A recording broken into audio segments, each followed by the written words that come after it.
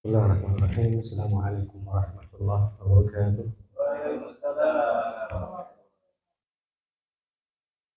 Alhamdulillah, hamdan katsiran tayyiban mubarakan fihi kama yuhibbu rabbuna wa yarda. Wa nusalli wa nusallim ala nabiyyina Muhammadin wa ala alihi wa ashabihi ajma'in. Amma ba'd. Alhamdulillah pada malam hari ini kita masih diberikan oleh Allah Azza wa Jalla begitu begitu banyak nikmat-nikmat. Salah satunya nikmat kesehatan dan juga nikmat keluasan waktu. Yang mana tentu dengan dua nikmat tersebut kita dapat berkumpul, ya. Salat maghrib berjamaah kemudian dilanjutkan dengan belajar bareng, ya.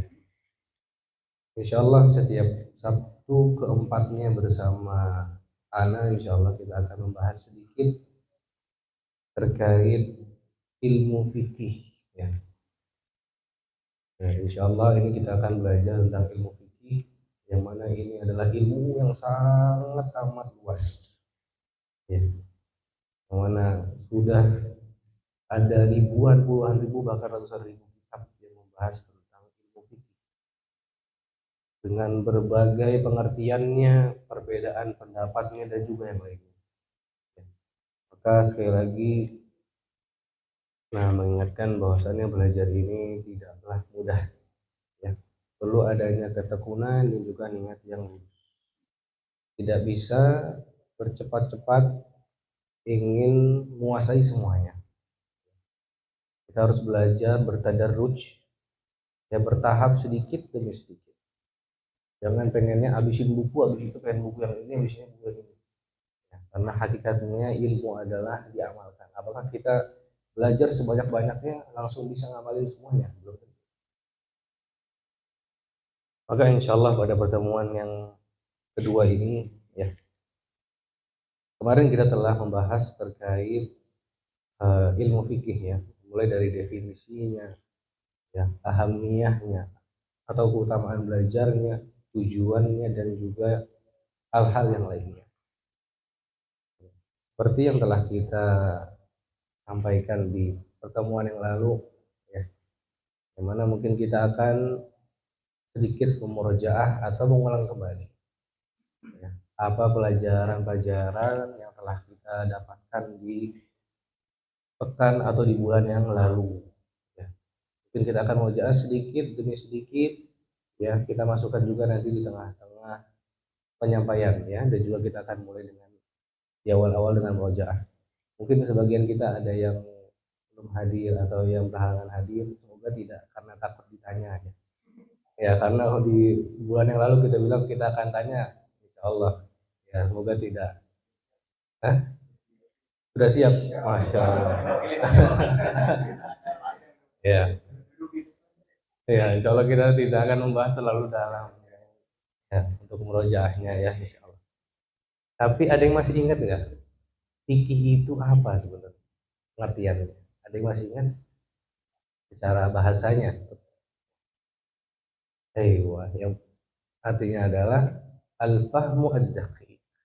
Pemahaman yang tidak sekedar paham tapi ad-daqiq, yang didalami pemahaman tersebut, ya. Itu secara etimologi, ya. Etimologi apa terminologi itu?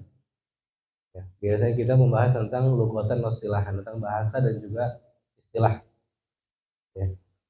Kemudian dari pengertian istilah, nah ini agak cukup panjang sebenarnya, ya. Ada yang masih ingat, ya?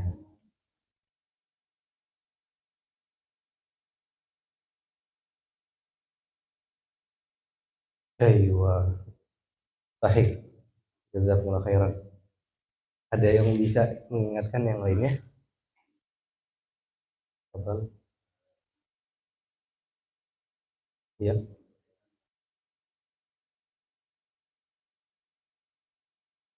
Aywa, ya, masya Allah. Ini nggak ada duitnya, nggak ada uploadnya, ya? Nggak, jangan lah, ya. Harus niat ikhlas kan Allah ya. Demi ilmunya, masya Allah. Hah? Transfer. Oh, ini langsung Pak Ustaz. Ya, langsung aja ya. Ke Dewo ya. Ya, apa transfer doa ya. Insya Allah ada ingat bahasa Arabnya? Ya mungkin ini agak berat kalau bahasa Arab ya. Karena memang kita lebih penting isinya sebenarnya. Kita tidak perlu menghafal bahasa Arabnya, tapi memang mungkin lebih memudahkan buat sebagian orang ya untuk menghafal bahasa Arabnya. Bahasa Arabnya adalah al-ilmu bil ahkam syar'iyyah. Jadi ilmu-ilmu yang membahas tentang hukum-hukum syariat. Ya, yang berkaitan tentang amal. Al-ilmu bil ahkam syar'iyyah al-amaliyah. Ya. Al-muktasabah min adillatiha. Ya, yang mana pelajaran atau ilmu-ilmu tersebut ya diambil dari dalil-dalil ya, dalil-dalil yang rinci atau tafsiliyah. Ya. Kita juga sudah membahas di pertemuan yang lalu ada berbagai macam atau detail-detail dari turunan ya dari makna fikih tersebut ya yang cukup cukup banyak, dan juga kita telah mempelajari objek dari ilmu fikih ya, hukum dari mempelajari ilmu fikih tersebut, pentingnya atau ahamnya kita belajar ilmu fikih dan juga keutamaannya ya. Yang mana Allah Ta'ala berfirman di dalam surat Az-Zariyat ya, yang sama-sama kita sudah hafal atau kita ketahui, yang mana Allah Ta'ala berfirman wa ma khalaqtul jinna wal insa illa liya'budun. Tidaklah aku ciptakan jin wal ins atau nas atau manusia ya, illa kecuali liya'budun ya, kecuali untuk beribadah kepada aku. Akan tetapi ibadah ini tidak hanya cukup dengan niat yang baik ya, karena diterimanya amal, syarat diterimanya amal ada dua. Sama-sama kita sudah mengetahuinya. Yang pertama adalah al-ikhlas ya, itu niat yang tulus, yang benar ya. Tidak cukup hanya niat saja, tapi al-ikhlas itu niat yang lurus, yang tulus karena Allah Azza wa Jalla ya. Kemudian yang kedua apa? Mutaba'atun Nabi sallallahu alaihi wasallam, yaitu mengikuti caranya Nabi sallallahu alaihi wasallam dalam beribadah ya. Berarti kita ini ibadah harus dilakukan dengan cara yang benar, yang terbaik sesuai yang Nabi Shallallahu Alaihi Wasallam ajarkan kepada kita untuk kita kerjakan. Maka disinilah pentingnya kita mempelajari ilmu fikih tersebut.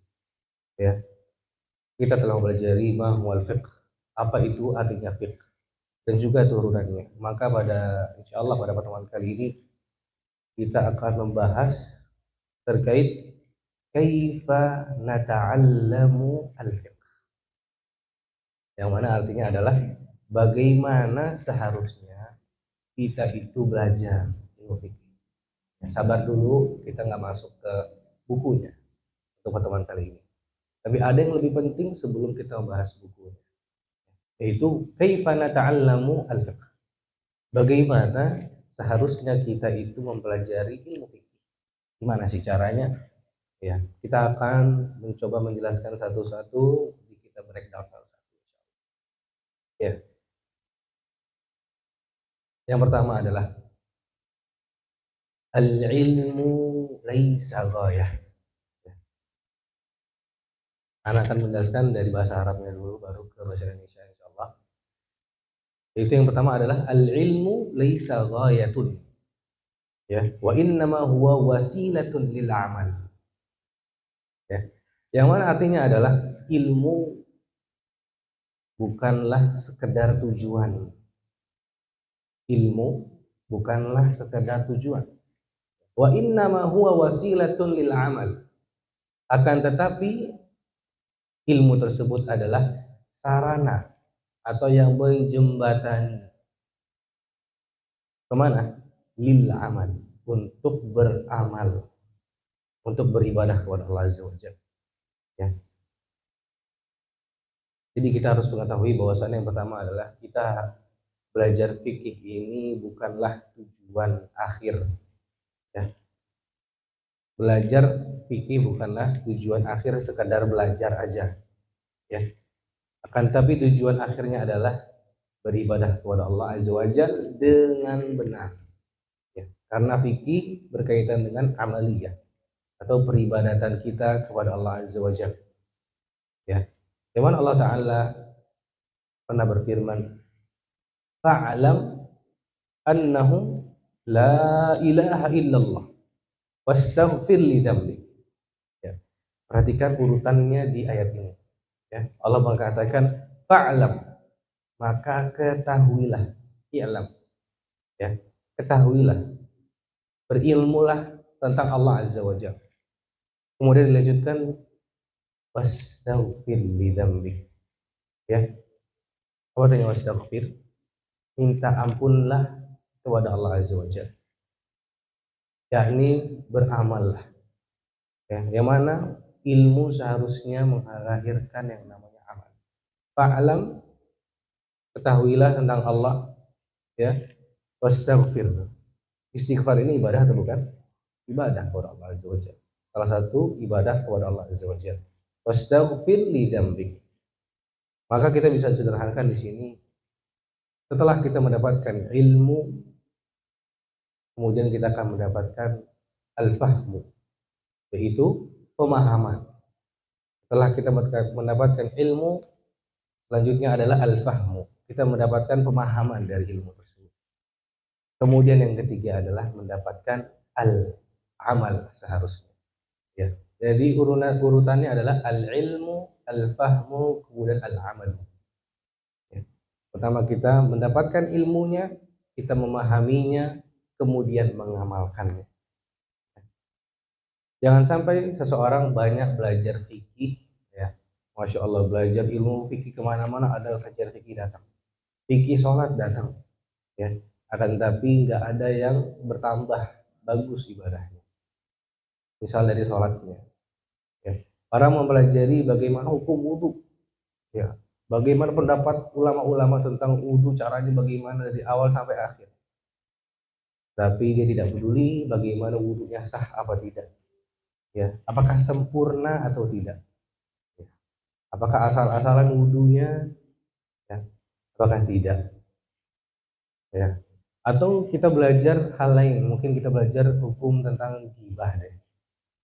Kita sering belajar tentang tazkiyatun nafs, ya, bagaimana harusnya hati itu lembut, bagaimana kita tidak boleh membicarakan orang lain yang buruk-buruk di depan atau di belakang dia, tetapi realitanya kita masih melakukannya. Maka ilmu itu tahapan setelahnya adalah pemahaman. Kemudian setelah kita paham, maka harus diamalkan. Itu konsekuensi. Ya. Maka pertanyaannya adalah apakah atau apa tujuan dari kita belajar ilmu fikih? Ya. Tentu bukan kita untuk bisa berdebat. Ya. Kita punya ilmu banyak, wah siapa yang kita melawan nih hari ini? Ah ini kayaknya ilmunya agak kurang di sisi ini, kita sikat nih orangnya. Ya. Atau agar kita terlihat pintar. Ya, baru dapat ilmu sedikit langsung kita tahu nggak tentang ini? Ya. Wah, kan tadi baru tahu gini gini gini gini. Ya, hilang, ya, keberkahan dari ilmunya. Atau untuk bisa nyalahin orang, ya. Kita di masjid nungguin orang, ah itu salah tuh, samperin, itu salah gini gini gini gini gini, ya. Itu bukan begitu caranya kita belajar atau tujuan dari kita belajar, ya. Akan tetapi tujuan utamanya jangan sampai melenceng. Apa itu? Yaitu untuk beribadah kepada Allah Azza wa Jalla, ya, dengan sesuai tuntunan syariat yang benar. Ya, tujuan kita untuk beribadah dulu kepada Allah Azza wa Jalla. Itu yang pertama. Kemudian yang kedua adalah al-fiqhu yuta'allamu bitadarruj. Al-fiqhu yuta'allamu bitadarruj. Yakni mempelajari ilmu fikih itu harus bertahap. Ya. ilmu tidak bisa, atau ilmu fikih ini tidak bisa dipahami sekaligus, sekali duduk, ya, atau 2 kali duduk, 3 kali duduk, ya tidak mungkin bisa baik belajarnya, seperti itu. Karena di dalamnya, mungkin kita nanti akan lihat di dalam kitabnya, ya, ada banyak pembahasan, ya. Mungkin diawali dengan thaharah, salat, zakat, puasa, haji, muamalah di sana juga ada, ya, pernikahan, warisan, sampai membebaskan budak itu juga ada pembahasannya, ya. Maka seorang penuntut ilmu tidaklah mungkin mempelajari semuanya sekaligus. Ya, dia harus mempelajari bertahap mana yang lebih prioritas untuk dia. Ya, makanya dari ilmu fikih kita sering mendapatkan bahwasannya yang di awal-awal itu tentang taharah. Karena itu yang sangat bersinggungan dengan kita setiap harinya berkali-kali. Ya, dimana kita di situ ada salat, ya. Terus kita juga ada batal wudhunya dan juga yang lainnya. Jadi itu salah satu hikmah dari penataan, ya, terkait abwab atau bab-bab di kitab fikih. Insya Allah kita akan bahas di waktu yang selanjutnya. Dan juga hikmahnya ada di dalam Al-Quran. Allah Ta'ala berfirman, wa Qur'anan faraqnahu, ya, litaqra'ahu 'alan nasi 'ala mukth, ya. Bahwasanya Allah Ta'ala berfirman, wa Qur'anan faraqnahu, ya. Apa artinya? Dan Al-Quran sendiri kita turunkan secara bertahap, ya. Berapa lama Al-Quran diturunkan? 23 tahun, ya. Mungkin nggak Allah untuk menurunkannya sekaligus dalam satu waktu? Sangat mungkin Allah bisa menurunkan. Akan tapi ada hikmah yang sangat besar, ya, dengan diturunkannya Al-Quran secara tadarruj atau bertahap. Ya, itu juga kita bisa ambil hikmahnya dalam kita belajar. Ya, kita ingin melangkah langsung 10 tingkatan ke atasnya. Ya, seperti kita menaiki tangga, kita melompat, jadi kita lebih jauh lagi jatuhnya ketika kita tidak menginjaknya dengan benar. Ya, maka dalam khususnya dalam belajar ilmu fikih ini kita mulai pertama-tama, ya, dari hal-hal yang wajib kita ketahui. Kita kemarin sudah membahas bahwasannya eh, hukum belajar fikih, kemarin kita bahas, ya, apa hukumnya fikih, ya. Ada di situ yang fardu ain, ada yang fardu kifayah, ya. Fardu ain seperti halnya yang kita wajib ketahui, yang bersinggungan pada diri kita masing-masing setiap harinya, khususnya seperti tata cara bersuci, ya, wudhu, salat, puasa, dan juga perkara-perkara yang membatalkan ibadah harinya. Kemudian setelah dasar-dasar yang kita pegang tersebut, barulah nextnya kita baru membahas yang lebih dalam, ya. Bisa dari kitab jinayah, ya, bagaimana hukum potong tangan itu bagaimana sebenarnya. Apakah semua yang membunuh itu atau tidak sengaja membunuh dibalas dengan membunuh, ya? Apakah ada hukumnya orang yang tidak sengaja membunuh atau yang seperti seakan berniat membunuh? Nah, itu ada hukum-hukumnya. Ya, jadi tidak serta merta kita tahu hadis, tahu dalil langsung dihukumi. Sepertinya tadarruj atau bertahap dalam mempelajari ilmu fiqh. Kemudian yang selanjutnya adalah min aina na'riful ahkam syar'iyyah. Ya. Dari mana kita ini mengetahui hukum-hukum syariat? Ya. Dari mana sih sumbernya? Kita tahu standar hukum, ya, hukum syariat ini. Ya, ini penting juga sebelum kita masuk langsung bertemu dengan ilmu fikih tersebut. Ya. Ketika kita mengatakan ini wajib, ini sunnah, ini mubah, ya. Pertanyaannya adalah dari mana kita tahu itu wajib sebenarnya, itu sebenarnya sunnah, itu mubah sebenarnya, ini haram, ya. Karena hukum syariat tidaklah dibangun hanya berdasarkan menurut saya kayaknya ini mubah deh, masih boleh, ya. Atau teman saya kemarin ngerjain kok kayaknya boleh, itu masih aman lah, gitu. Ya, ini dari katanya-katanya atau prasangka manusia, ya. Karena kita ingat al-ahkam syar'iyyah al-muktasabu min adillatiha at-tafsiliyah. Ya, mana ilmu fikih harus berdasarkan dengan dalil, ya, yang dibahas secara terperinci.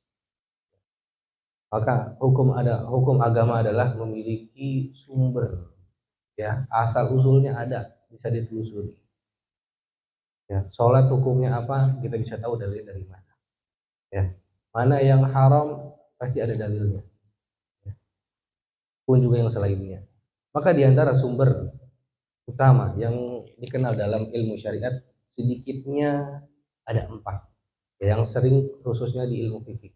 Tentu selain 4 ini ada banyak turunannya. Ya, kalau kita mempelajari usul fikih, qawaid fikih, ya, ini bisa lebih diperinci lagi, lebih banyak. Tapi yang asas yang sering banyak di kitab-kitab fikih paling tidak ada 4 hal. Ya, tentunya mungkin kita sudah tahu. Yang pertama adalah tentang Al-Quran, yaitu sumber pertama kebenaran. Karena Al-Quran kalamullah al-munazzal ala Nabi Muhammad sallallahu alaihi wasallam, yaitu perkataan Allah yang diturunkan melalui nabinya Muhammad sallallahu alaihi wasallam. Ya, itu yang pertama. Yang kedua adalah sunnatun Nabi sallallahu alaihi wasallam atau hadis Nabi sallallahu alaihi wasallam. Ya, itu adalah sumber kedua yang paling sahih, ya, setelah kalamullah azza wajalla. Ya. Akan tetapi di sini perlu kita memang teliti dalam melihat hadis Nabi Shallallahu Alaihi Wasallam. Kami dahulu mempelajari khusus, ya, ada fakultas khusus tentang hadis. Ya. Kita menghukumi hadis ini bagaimana? Ya, kita tidak bisa mengambil sekedarnya, oh ini hasan. Ya, kita mempelajari dulu deskripsi bagaimana bisa keluar kata hasan, sahih itu gimana susahnya. Kita harus nyari. Kita harus mencari hadisnya, mencari syawahid, mencari bagaimana ada hadis nggak yang mirip-mirip bunyinya. Kemudian apakah ada rawi atau riwayat-riwayat, ya, yang sama atau yang mirip dengan hadis tersebut. Ya. Kemudian kita kumpulkan apakah jalurnya benar, ya, apakah dia sampai kepada Nabi, apakah ada rawinya, ya, atau yang meriwayatkan hadis itu ada yang dinilai oleh para ulama ini orang kadzib. Apakah orang ini pendusta atau tidak, atau orang yang telah tercampur hafalannya. Ya, mungkin kita tidak pernah dengar, ya, ada orang-orang yang tercampur hafalannya. Apakah itu bisa diterima hadisnya atau tidak? Apakah adanya? Ya, itu ada ilmu tersendiri. Ya, misal ada ikhtalata fi hifdhi, telah tercampur hafalannya. Ya, maksudnya apa? Dia mungkin sebelumnya bisa diterima hadisnya ketika umurnya di bawah 40 tahun. Ya, sebelum 40 tahun hadisnya masih bisa diterima karena hafalnya tidak tercampur. Mungkin karena ada lupa, ya, suka lupa-lupa ini perawinya atau dengan hal-hal yang lainnya. Nah, ini juga dibahas sampai segitunya per orang. Ya, jadi tidak bisa sembarang kita, ini udah hadis riwayat siapa. Ya, itu harus dilihat dulu hadis riwayat siapa, apakah hadisnya betul. Ya, apakah itu bisa diambil jadi standar untuk suatu perkara atau tidak. Ya, terus kita harus membandingkan dari hadis yang ini dengan hadis yang ini. Mana yang kita kedepankan? Ya, mana yang tidak bisa kita ambil? Karena di sana ada nasikh, ada mansukh, ada hadis yang bisa menggagalkan hadis yang lain karena kalah kuat dari derajatnya atau yang lainnya. Ya, jadi tidak sesimpel itu. Tapi Al-Quran kita bisa lihat langsung, karena Al-Quran tidak ada riwayat yang ini lebih bagus, yang ini enggak. Karena semua Al-Quran sama kan. Tapi di hadis ini lebih banyak lagi variannya. Ya. Kemudian yang ketiga ada al-ijma'. Al-ijma' artinya kesepakatan. Ya, di fikih ini seringkali ada kesepakatan. Ya, misalnya Al-Quran dan Sunnah ini tidak ada dari Al-Quran dan Sunnah, akan tapi ini dari ijma' sahabah misalnya. Jadi ini kesepakatan dari para sahabat. Nah, dan juga al-ijma' sahabah ini ijma' yang paling tinggi setelah, atau dasar hukum yang tinggi setelah Al-Quran dan juga Sunnah. Ya, al-ijma' sahabah. Kemudian yang keempat ada namanya qiyas. Ya, ini juga mungkin kita dalam bahasa Indonesia kiasan. Itu dari bahasa Arab. Al-qiyas bil qaf. Qaf. Qiyasun. Ya. Dan juga ada turunan-turunannya. Kias ini seperti yang kita tahu, ada kiasan-kiasan. Jadi kiasan hukum ini dibandingkan kiasan ke hukum sini. Tapi kita tidak akan mendalami terlalu dalam untuk kias-kias seperti ini atau turunannya seperti istihsan dan lain juga yang lainnya. Ya. Ya, kemudian yang keempat, ya, yang perlu kita ketahui yaitu adalah la yakfi an ta'rifat atau an ta'rifat dalil. Tidak cukup bagi kita hanya mengetahui dalil. Ya, kita udah tahu nih, oh ini ada ayatnya nih. Langsung aja dibawa dengan dalil aja. Atau kita tahu hadis. Oh, ada hadis kayak gini bunyinya, ambil aja. Ya. Tapi kita tidak pernah tahu bagaimana harusnya istinbat atau mengambil hukum dari hadis tersebut atau dalil tersebut. Ya, ya seringkali kita berkata, saya sudah menemukan hadisnya. Saya udah dapat kok hadisnya bunyinya kayak gini kok. Ya, berarti saya udah tahu hukumnya harusnya. Orang dalilnya kayak gini. Ya, dia nggak pernah cari tahu gimana ulama itu membahas hadis ini kayak gimana sih. Ya. Apakah ada hadis lain yang lebih kuat dari hadis tersebut? Apakah ada ayat ya yang lebih tinggi yang bisa menggagalkan hadis? Karena ada yang terjadi seperti itu. Ya. Kemudian ya ada banyak hal yang perlu sebelumnya kita ketahui ya. Tidak hanya mengetahui satu dalil langsung mengambil kesimpulan. Ya. Seperti hal yang tadi Anda sampaikan. Hadis ada banyak turunannya. Ya. Kita harus cari tahu dulu ini hadisnya sahih apa enggak, palsu atau tidak. Ya, kadang kita dikasih angin seger ya sama yang sering menyampaikan khutbah ya. Kasih angin seger pas lagi khutbah udah mendekati Ramadan biasanya. Dari kasih hadis Allah Nabi Sallallahu Alaihi Wasallam. Wah, Nabi Sallallahu Alaihi Wasallam bersabda. Misalnya, hadis yang paling kita sering dengar lah ya, yang tentang berbahagia atau bergembira tentang datangnya bulan Ramadan. Kita akan diharamkan jasad kita dari api neraka dengan berbahagia dong. Ini belum ibadah loh, cuman seneng doang. Nabi bilangnya langsung diharamin jasadnya, enak banget kan. Cuman sekedar bahagia, nggak perlu puasa dong kalau gitu. Cuman sekedar bahagia, wah seneng. Seneng karena takjilnya apa karena apa nih ya.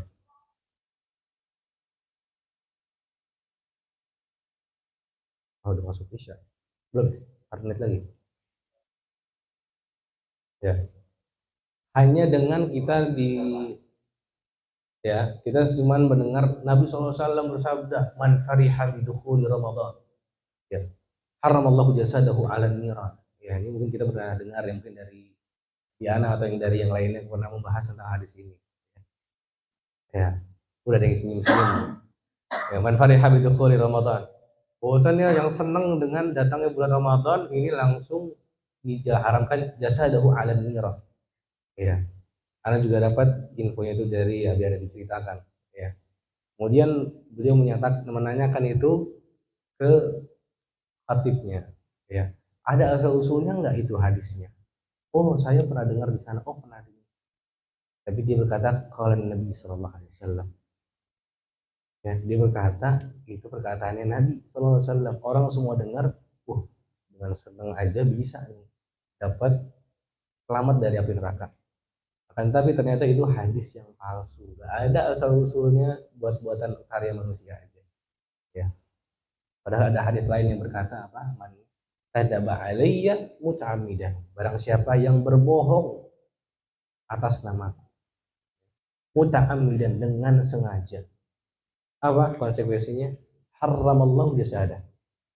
Haramallahu jasada. Apa? Fal yatabawwa maq'adahu min nar. Jadi keinget yang hadis yang tadi yang palsu. Ya, bahaya juga nih. Astagfirullah. Ya.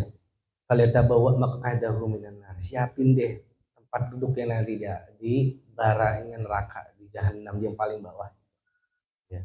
Makanya hati-hati, jangan sekedar kalau Nabi kalau nggak tahu ahsan diam. Ya, kalau nggak tahu apa kata Nabi, kul khairan aw yasmut. Ngomong yang baik-baik aja kalau nggak tahu, atau ngomong yang kira-kira nggak baik. Ya, karena hukum nggak sembarang. Ini hukum Allah dan juga hukum Rasulnya. Kali kita berbohong, kita diberikan konsekuensi. Kalian bawa maq'adahu minan nar. Waliyadzubillah.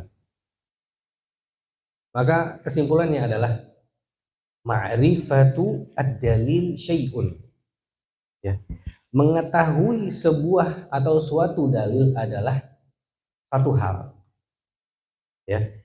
Wal istinbat minad dalil syai'un akhar. Ya. Dan sedangkan melakukan atau mendapatkan, ya, atau mengambil suatu hukum dari suatu dalil adalah hal yang lain. Ya, kita tahu dalil nggak langsung bisa tahu kesimpulan dari hukum tersebut. Ya. Ma'rifatud dalil syai'un wal istinbatu minad dalil syai'un akhar. Ya, jadi jangan langsung ambil dalil, dapat hadis langsung ambil kesimpulan dari hadis tersebut tentang hukum. Ya, akan hukum suatu hal. Jadi harus cross check dulu, dicari tahu dulu para ulama bagaimana, ya. Baru mungkin nantinya terakhir baru kita bisa mendapatkan istinbat atau mengambil hukum dari hadis tersebut. Ya. Kemudian bagian selanjutnya adalah limadza nahtaju ilal ulama. Kenapa sih kita tuh butuh sama ulama? Ya, orang ulama ini jamak dari ali atau alim. Jamak dari alim, orang-orang yang banyak ilmu. Dulu, atau bagaimana?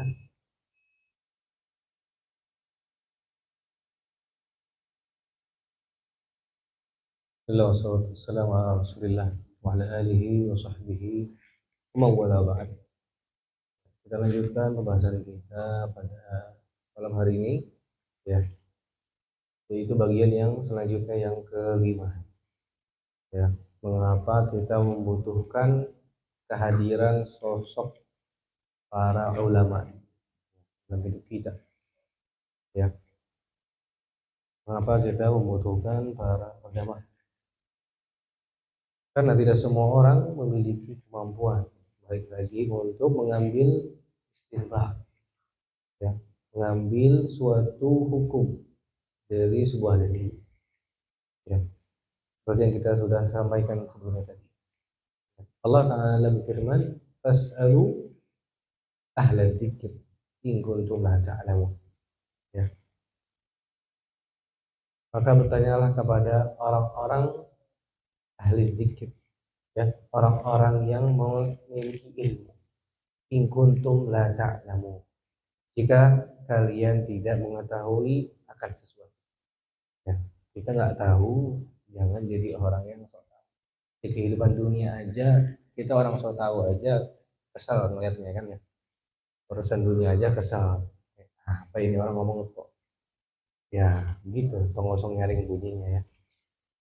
Apalagi urusan agama nih. Urusan bener enggak, ya, halal apa haram, yang mubah atau makruh dan yang lainnya. Ya, pasti di sana harus ada dasar. Enggak sembarang ucap, enggak sembarang ngasih hukum. Ya, kalau di sini menyampaikan fasalu ahli dzikir. Ya, tanya, ya, jangan malu nanya ke orang yang berilmu. In kuntum ta'lamun. Jika kamu memang nggak tahu, ya. Dan juga seorang muslim dan juga menurut ilmu harus punya prinsip idza lam a'lam as'al. Ya. Jika kalau saya nggak tahu akan sesuatu, ya saya nanya. Kadang di tolibul ilmi juga sama, ya, menurut ilmu dia suka malu nanya sama gurunya, jadinya kadang ada salah gitu. Ngambil keputusan, mungkin urusan dunianya pun juga sama. Ya, makanya kita harus tanamkan bi'ah atau kebiasaan bila kita tidak tahu ditanya aja. Tapi jangan berlebihan seperti kaum-kaum sebelum Nabi SAW. Ya. Ada kaum yang terlalu banyak nanya, ya, seperti Bani Israel. Terlalu banyak nanya, nggak ada yang dikerjain. Wah, nanya aja, nanya ini, nanya itu, nanya ini, nanya itu, harus kayak gimana, ada di surat Al-Baqarah ya, tentang apa itu, tentang sapi ya, nanya harus bagaimana warnanya, bagaimana, begini begini, harus laki atau perempuan, ujung-ujungnya nggak dikerjain juga. Di sini kita nggak tahu, mencari tahu, setelah tahu diamalkan, seperti hal yang tadi, al ilmu, al fahmu, al amal ya. Setelah kita tahu, kita jadi paham. Setelah kita paham, diamalkan, jangan cuma sekedar paham ya. Kemudian yang selanjutnya adalah yang perlu kita ketahui sebelum kita masuk ke dalam sebuah pembahasan atau buku fikih, yaitu adalah tentang ma huwal madhab ya, pengertian singkat terkait madhab, yang mana ini sudah sempat ditanyakan juga di pertemuan yang lalu terkait madhab ya, perbedaan pendapat di madhab-madhab. Apa itu madhab sih sebenarnya?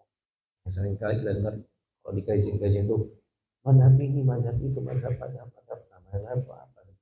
Arti simpelnya lah ya, biar kita nggak terlalu, biar kita tahu ya. Sederhananya adalah madhab itu adalah metode, metode dan hasil pemahaman ya, metode dan juga hasil pemahaman seorang imam ya, dalam sebuah persoalan fikih berdasarkan dalil dan juga kaidah ya, kaidah dalam mengambil hukum ya. Jadi mungkin yang kita sering dengan madhab itu adalah metode dan juga hasil dari pemahaman seorang imam, misalnya Imam Ahmad dan juga yang lainnya, dalam persoalan-persoalan fikih ya, persoalan-persoalan ibadah ya, berdasarkan dalil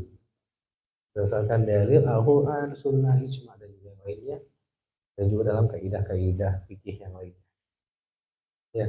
Seperti halnya yang kita tahu, fikih itu banyak mazhab ya, ada banyak sekali sebenarnya mungkin, tapi yang masyhur hanya 4 atau 5 ya.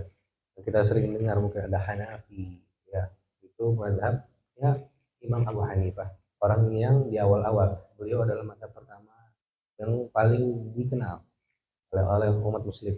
Kemudian ada setelahnya, yaitu muridnya Imam Malik bin Anas rahimahullah taala. Setelahnya ada Al Imam Syafi'i ya, Muhammad bin Idris Asy-Syafi'i ya, yang banyak pemahamannya dan juga hasil dari pemahamannya atau mazhabnya beredar ya, di Indonesia khususnya ya.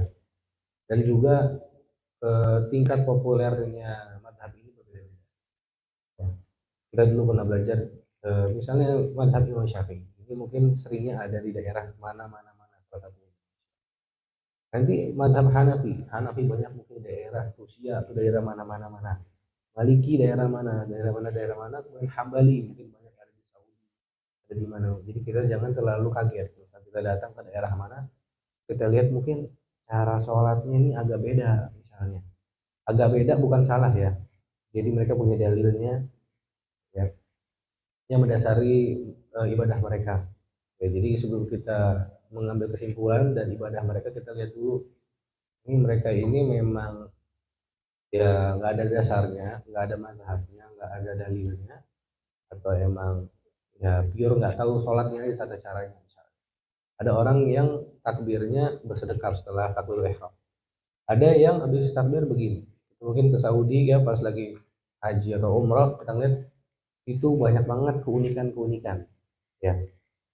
Nah, ini kok sholatnya kok begini ya, ini bener nggak sih sebenarnya, kok salamnya kanan doang ya, atau dia nggak salam, atau misalnya yang lainnya. Kita sering lihat ada banyak hal unik misalnya di Masjidil Haram atau Masjid Nabawi ya, karena memang mereka datang dari berbagai daerah yang latar belakangnya beda, pemikirannya atau ya mazhabnya berbeda-beda ya. Kemudian eh, di sini perlu kita highlight bahwasannya adanya perbedaan mazhab ya, tidak berarti para ulama ini tidak memiliki dalil. Setiap dari mereka itu memiliki dalil ya, antara kuat atau tidak kuat ya, mana yang bisa kita jadikan hujah atau tidak ya. Tapi mereka semua di sini tidak hanya pemikiran aja, kayak ya Abu Hanifah nggak mungkin dia mikir cuma kayaknya gini yang benar, kayaknya gitu dah gitu, nggak ada mikir begitu. Pasti beliau tuh udah ada dalilnya, dipikirin ya, baru mereka menentukan hukum akan suatu hal.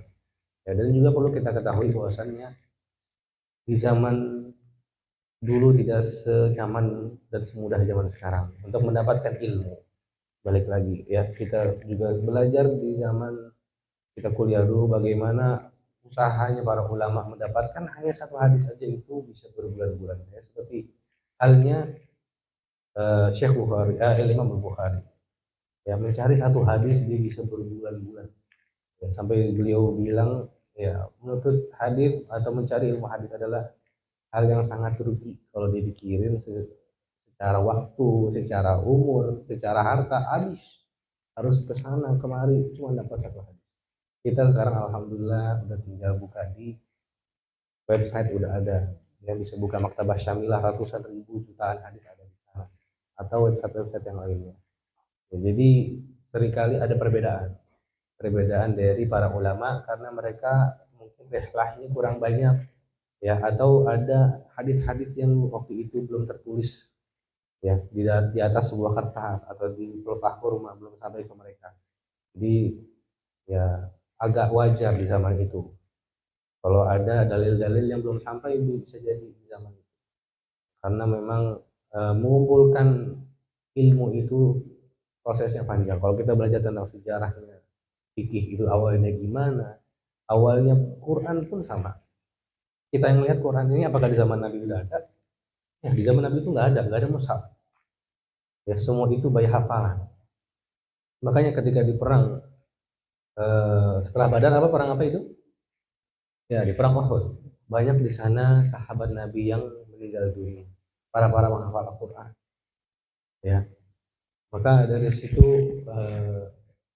mulai ada pemikiran untuk penulisan Al-Quran karena dulu hanya dihafal dan Al-Quran belum digabungkan menjadi satu ya, karena Al-Quran belum sepenuhnya turun seperti yang kita sampaikan tadi. Al-Quranan faraqnahu, Quran nggak turun sekaligus, akan tetapi sedikit-sedikit, kadang hari ini ada Quran ayat, kadang nggak ada ya, kadang harus ada momen khusus gitu baru ada Al-Quran yang turun ya, tidak sekaligus turun, akan tapi munajjam atau bertahap ya. Pun juga ilmu-ilmu yang lain seperti halnya ilmu fikih dan juga ilmu-ilmu yang lainnya ya.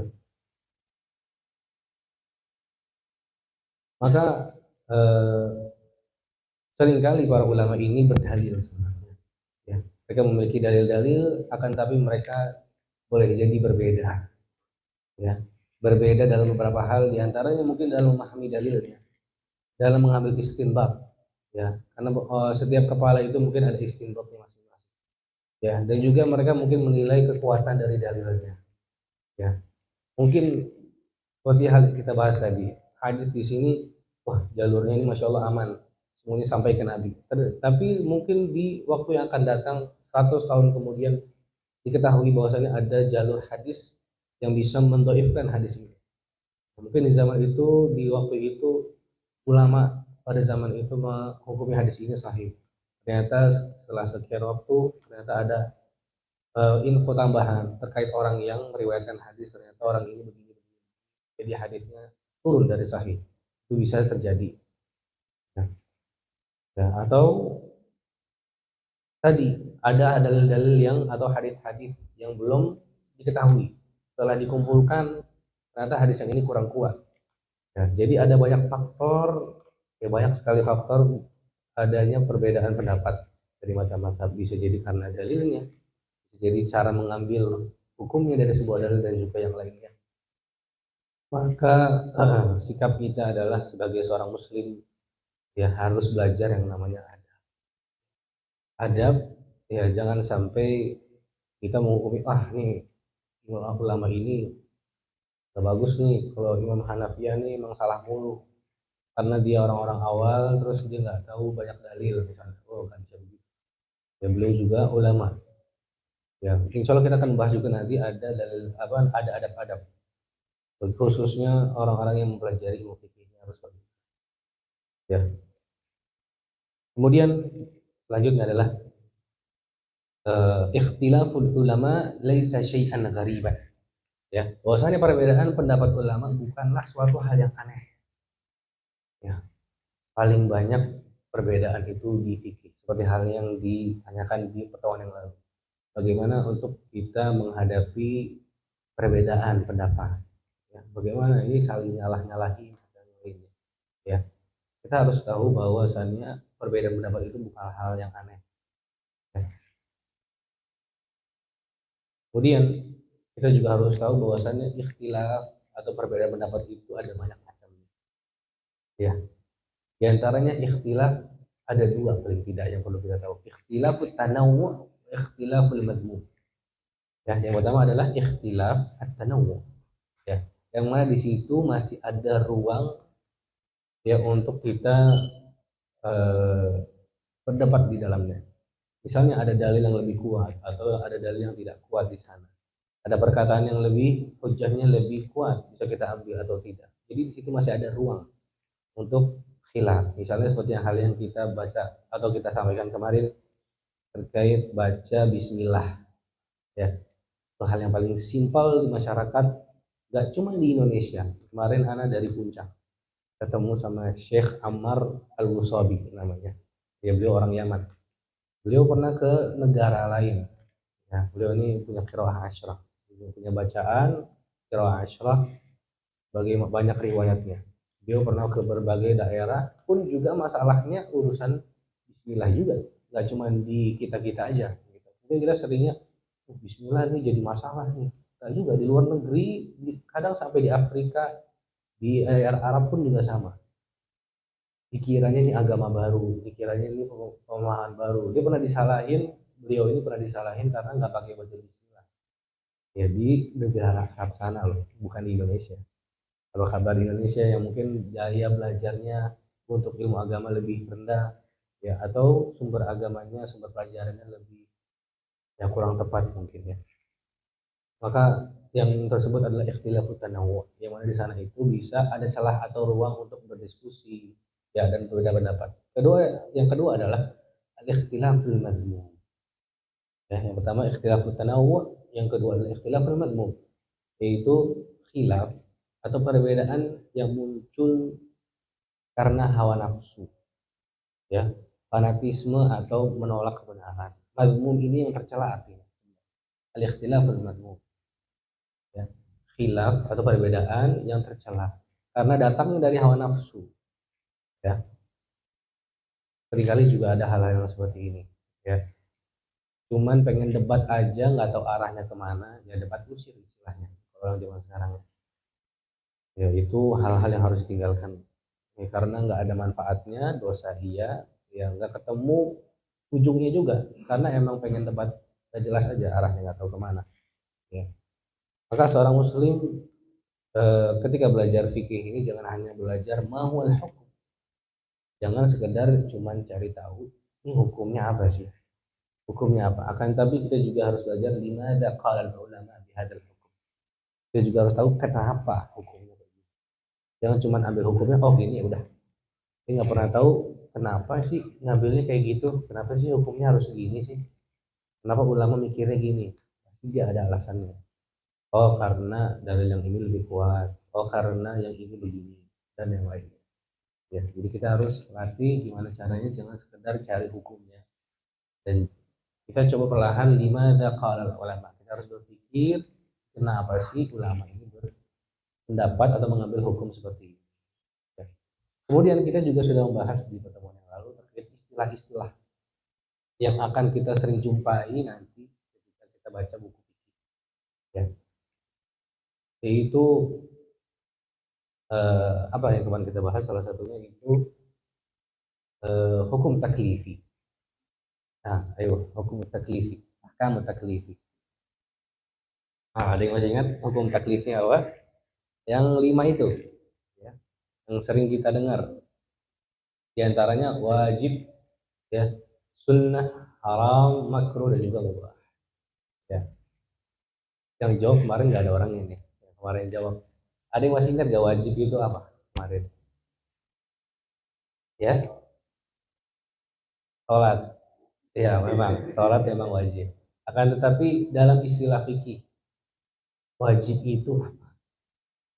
Ya, Wajib itu yang dikerjakan mendapat pahala. Jika ditinggalkan berdosa. Yang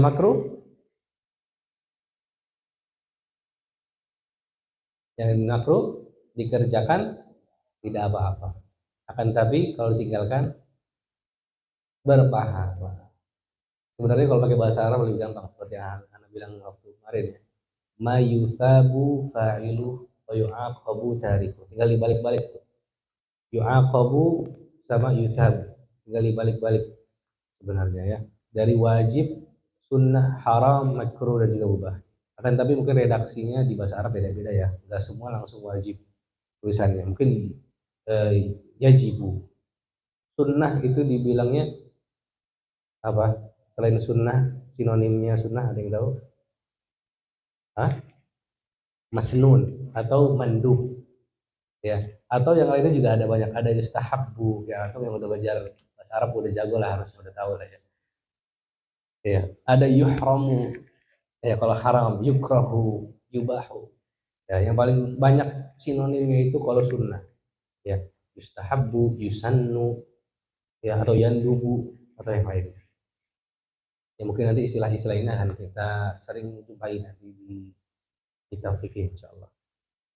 Kemudian kita juga harus paling tidak tahu terkait al-farqu baina syarti war rukni ya, bedanya syarat dan juga rukun ya, syarat dan juga rukun. Karena ini juga banyak nanti kita bersinggungan dengan syarat dan juga rukun di kitab-kitab fikih ya. Ada yang tahu nggak artinya syarat?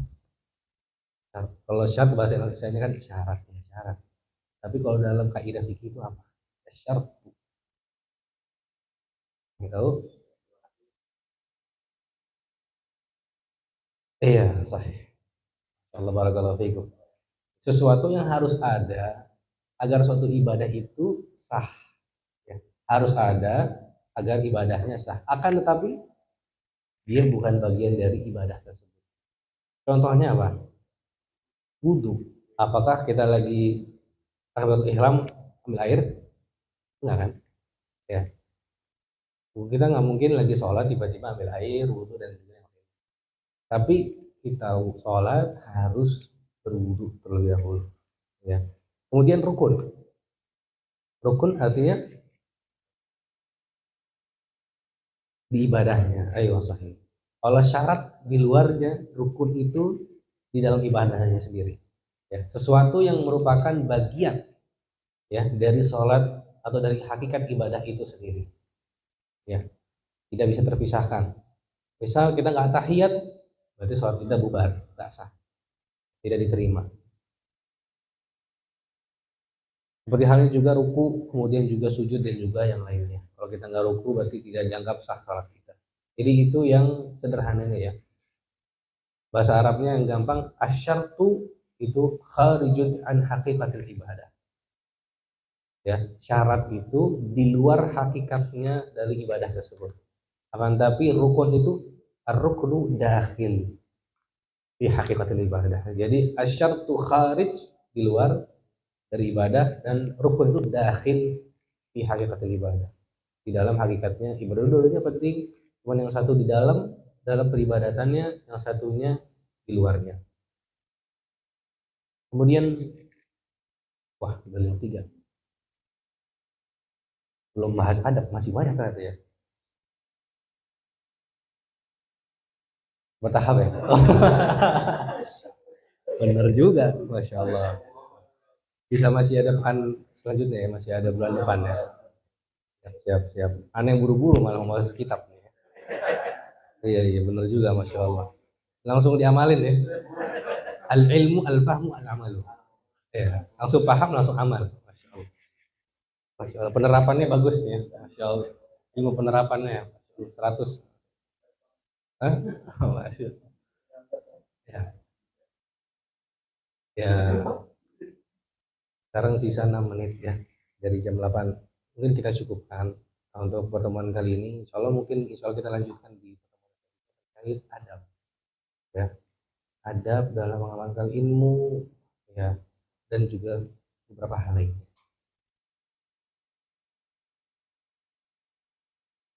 Sebelum kita tutup mungkin ada yang ingin ditanyakan, ada yang belum paham mungkin atau hal yang lainnya. Tafadhal masykurah.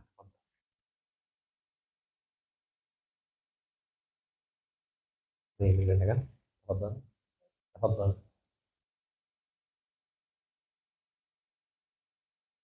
Wah, faraid. Faraid enaknya ketemu ngobrol langsung.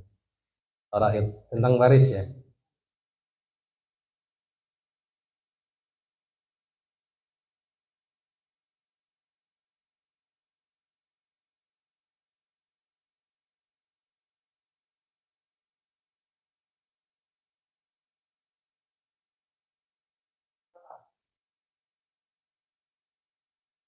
Iya,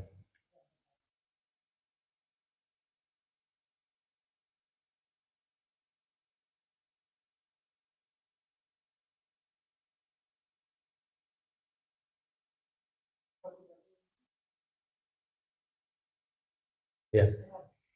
Oh iya, pertanyaan cukup berat, Masya Allah. Yang pertama terkait ya yang tidak mau membagikan harta waris sesuai kaedahnya ilmu faraid ya. Karena banyak orang yang nggak mau kebagiannya dikit. Ya karena ada di ilmu faraid ini ada yang dapat yang lebih banyak, ada yang lebih sedikit. Misal halnya di perempuan, ya.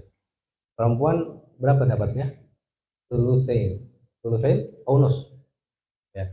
Dia bisa mendapatkan hanya separuhnya dari laki-laki dan laki-laki dua kalinya dia. Ya, dan juga yang lainnya. Bisa kita pelajari nanti. Nanti, oh jangan dulu ya. Fikih aja belum ya. Sabar, sabar. Karena faraid ini memang pusing ya. Kita juga dulu masih mahasiswa aja apa harus berkali-kali mikirnya ya. Ya, bila memang kita tidak bisa menerapkan ilmu faraid atau membagikan waris secara syariat, kita balikkan ke waliul amr. Ya. Bila kita di daerah tersebut ada kantor urusan agama yang bisa membantu kita, bisa mungkin kita terapkan ilmu tersebut. Karena memang orang-orang ini mungkin awam dan tidak mau bagiannya ini kurang. Pengennya bagi rata, yang nggak mau sesuai sama syariat.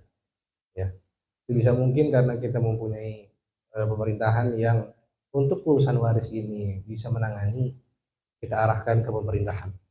Kalau bisa kita, itu hal yang terakhir. Kalau masih bisa kita coba dakwahkan mereka. Ya, kita sampaikan pelan-pelan dengan hikmah. Ya, ud'u ila sabili rabbika bil hikmati wal mau'izatil hasanah. Kita mencoba sebisa mungkin untuk menyampaikan kebenaran. Ya, Allah Ta'ala berfirman apa? Ud'u ila sabili rabbik. Ya, sampaikan, dakwahkan kepada jalan Rabbmu bil hikmah, dengan hikmah. Gak perlu keras-keras. Ya. Karena kita tidak bisa memaksakan hidayah. Ya, innaka la tahdi man ahbabta. Kamu gak bisa memberikan hidayah kepada orang yang kamu cintai. Itu Allah yang bilang kepada Rasul sallallahu alaihi wasallam. Kamu nggak bisa ngasih hidayah kepada orang yang kamu cintai, walakin Allah yahdi man yasha. Allah bisa kasih hidayah kepada siapapun yang Dia kehendaki. Kita cuma bisa berusaha memberikan dakwah, menyampaikan kebenaran kepada mereka dengan hikmah, ya. Bil hikmati, apa lanjutannya? Wajadilhum billati hi ahsan. Kalaupun harus sampai jidal atau debat, ya, jadilhum billati hi ahsan. Ya, sampaikan dengan baik. Ya. Akan tapi kalau misalnya masih tidak bisa dengan cara kita, ya, mungkin kita harus bantu dengan instansi mungkin ya, dengan pemerintahan kita yang untuk urusan waris ini bisa membantu kita. Ya, mungkin kita ada hal-hal hukum Allah yang tidak bisa kita tetapkan, misalnya hukum gantung misalnya, atau hukum apa, hukum bunuh apa, bunuh dibalas bunuh misalnya. Mungkin kita tidak bisa, tapi hukum waris di Indonesia insya Allah bisa dibantu oleh pemerintah setempat. Kalau kita masih dari kita tidak bisa, sudah berusaha sebisa mungkin tidak bisa, ya maka kita butuh pembantu kita dari instansi yang bisa membantu kita.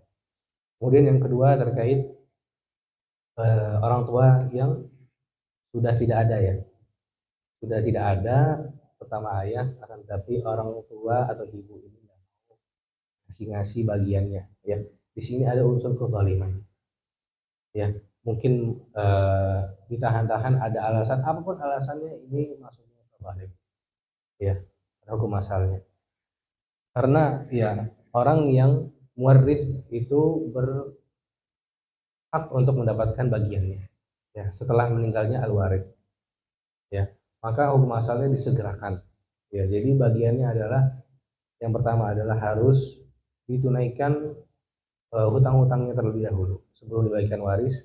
Kemudian yang kedua adalah bila ada wasiat, ya, sesuai dengan takaran yang diberikan oleh syariat diperbolehkan, maka dibagikan dulu wasiatnya. Ya mungkin beliau pernah menulis suatu pesan untuk memberikan hartanya sebagian ke masjid Ar-Royan misalnya 2 miliar misalnya. Ya, amin insyaallah ya.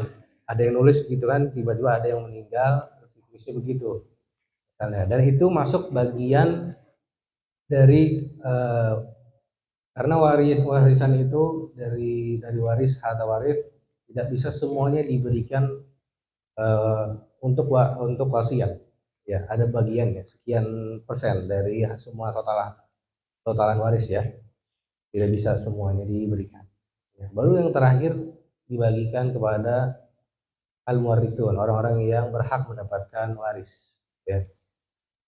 Bila tidak disegerakan, ya, maka itu ada kezaliman buat yang lain, ya.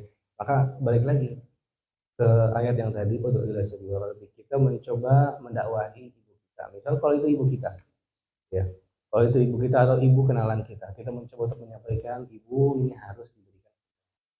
Karena kalau tidak, ini ada hak orang lain. Karena urusan sama orang lain itu tidak bisa selesai kecuali diurus oleh sesama kita, ya. Kalau kita urusannya sama Allah, ya, itu Allah masih ada chance untuk diberikan pengampunan.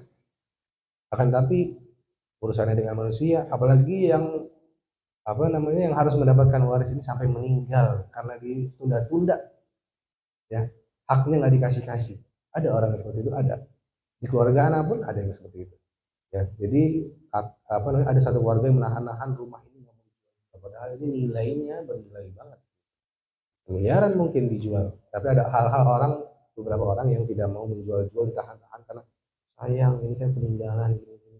Nah, biasanya begitu seringnya, ya, kalau rumahnya.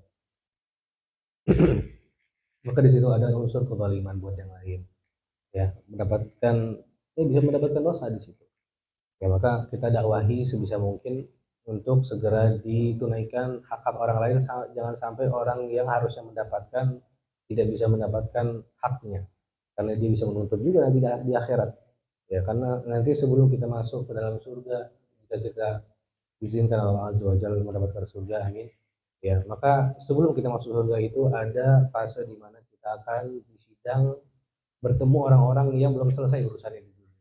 Mungkin salah satunya juga hal dari waris, ya, atau kita pernah zalim sama orang di hal yang lain, itu kita harus dibalaskan. Bisa dibalaskan apa di hadisnya? Yu'ta min hasanatihi ila hasanati, ya. Bisa pahala kita yang udah kita usahain semuanya ini, ya, diambil sama orang yang pernah kita zalimi, sampai kita nggak punya apa-apa lagi, dosanya dia yang dikasih ke kita. Habis itu yutrahu bilan, ya, kita bakal dilempar ke neraka, padahal tinggal sejengkal lagi ke surga. Tapi urusan sama manusia nggak bisa dianggap remeh, ya. Apapun yang kita tahu, misalnya kita pernah zalim sama orang, sebisa mungkin diselesain di dunia. Kita cari orangnya, hatta cuma 1.000 perak kita pernah pinjam sama dia, ya, atau hal kecil yang pernah kita zalim, sebisa mungkin kita maaf darinya. Dan juga misalnya kalau ada hutang, kita segera lunaskan, apalagi waris itu juga hak orang lain, ya. Maka jika tidak dibagikan, maka bisa menjadi, ya, bagi yang seharusnya mendapatkan. Demikian, Pak. Oh iya kok. Nah, karena sudah jam 8 lewat, ya, mungkin kita cukupkan pertemuan kali ini. Semoga ada manfaatnya yang bisa kita ambil, ya, ada ilmunya. Semoga bermanfaat yang sedikit ini. Hada wa sallallahu ala nabiyina Muhammad wa ala alihi wa sahbihi wasallam. Subhanakallahumma wa bihamdik, asyhadu an la ilaha illa anta, astaghfiruka wa atubu ilaik. Wassalamualaikum warahmatullahi wabarakatuh.